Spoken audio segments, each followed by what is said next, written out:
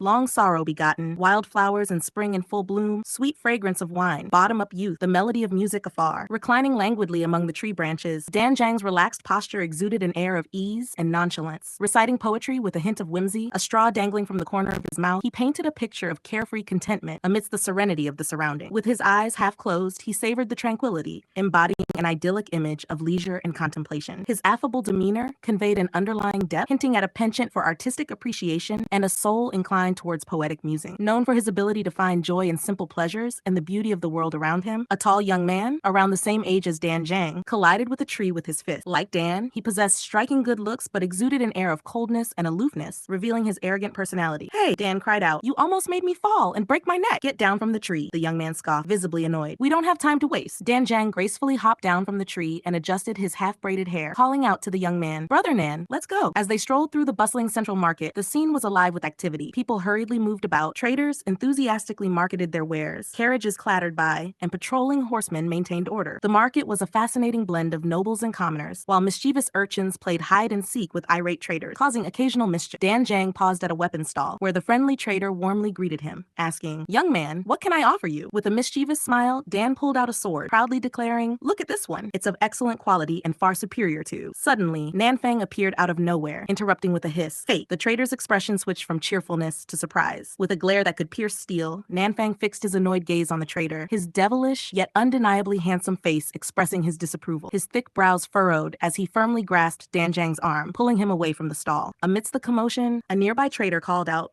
enticingly declaring, "Hot buns, hot buns! Come and taste our delicious meat buns." The mouth-watering aroma of the food permeated the air, making Dan Zhang's stomach rumble with anticipation. As Dan Zhang's tummy grumbled with hunger, he couldn't resist the temptation of the food stalls. However, Nanfang stubbornly pulled him away, and Dan Zhang's greeting to a passerby was left unfinished. Roaming around, Dan Zhang's kind heart noticed a group of street kids eyeing the apples on a fruit stall. Overcome with compassion, he took some apples and handed them to the children, who gratefully thanked him before skipping off happily. Dan Zhang beamed with satisfaction, scratching his head in a lighthearted manner. The trader extended his hand, demanding payment, while Dan Zhang frantically searched his pocket. Realizing he didn't have the money, he cursed in frustration. Nanfang must have taken it to prevent him from impulse buying, so he was trying to come up with an explanation. However, before he could finish his sentence, the trader alarmed others by accusing them of theft. Thinking quickly, Dan Zhang managed to dodge the incoming trader, grabbed a stick, and sprinted away, pursued by an angry group of traders. Ming Yuan, alongside the imperial eunuch, rode on horseback accompanied by a group of imperial guards. They were searching for clues about Mei Xiang's whereabouts. Suddenly, their attention was diverted by the sight of a man being chased by an angry mob, as the young man leaped through the air, displaying an impressive display of Feather of Lightness skill. The Feather of Lightness skill was a revered and profound technique in the realm of combat. It enabled practitioners to harness their spiritual energy, granting them the ability to effortlessly levitate in the air, akin to a delicate feather, gracefully swaying in the breeze. The young man, with his mastery of this skill, demonstrated a remarkable display of agility and grace as he soared through the air, evading his pursuers with astonishing ease. He landed on a rock dangerously close to the edge of a cliff. Just as he stumbled and was about to fall, Ming Yuan acted swiftly,